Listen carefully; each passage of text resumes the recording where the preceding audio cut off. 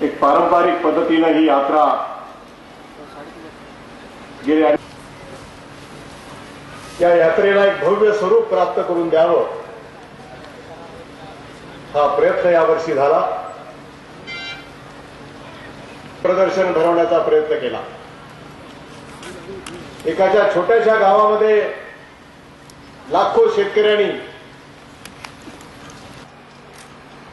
आणि अखिल भारतीय स्तरावरचं एक cattle show आणि कृषी प्रदर्शन या यात्रेच्या निमित्तानं लातूरमध्ये भरवावं अशी कल्पना पुढे आणण्याच्या कामाला मान्यता दिली आणि त्याच्यानंतर ही सगळी यंत्रणा गतिमान झाली आणि आज आपल्या सर्वांच्या अथक प्रयत्नामधून एक अतिशय सुंदर हे प्रदर्शन आज लातूरमध्ये भरणारा माननीय काढून या ठिकाणी दोघंही इथं आले त्याबद्दल त्यांचं मी पहिल्यांदा हार्दिक स्वागत करतो आणि त्यांच्या मार्गदर्शनाखाली हे प्रदर्शन निश्चितपणानं यशस्वी होईल अशी मी अपेक्षा या ठिकाणी व्यक्त करतोय।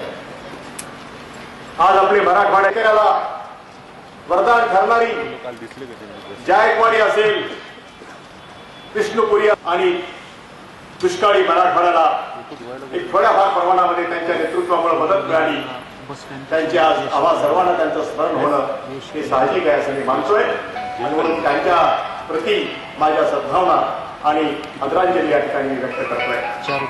आज हे प्रदर्शन येणारे 10 दिवस केवळ लातूर जिल्ह्यातलाच नव्हे तर तमाम मराठवाड्यातल्या आणि महाराष्ट्रातल्या शेतकऱ्यांना एक मार्गदर्शक अशा पद्धतीचं प्रदर्शन ठरणार आहे। मराठवाड्याच्या या निमित्ताने काही वेगळ्या समस्या आहेत। ओलिताचं क्षेत्र सर्वात कमी जर महाराष्ट्रात कुठं असेल तर ते आमच्या मराठवाड्यामध्ये आहे।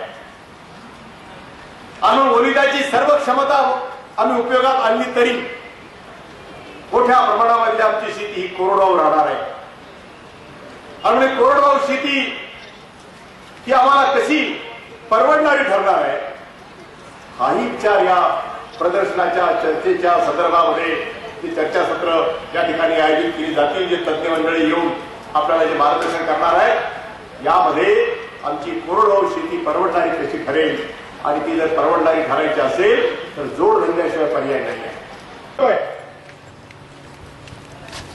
येत्या जून पासून माननीय पवार साहेबांच्या सोबत या संदर्भामध्ये अनेक वेळा चर्चा झालेली आहे। येत्या जून पासून शेतकऱ्याला जे सोसायटी मार्फत जे कर्ज मिळतं त्याच्या व्याजाचा दर 6% अधिक असता कामा नये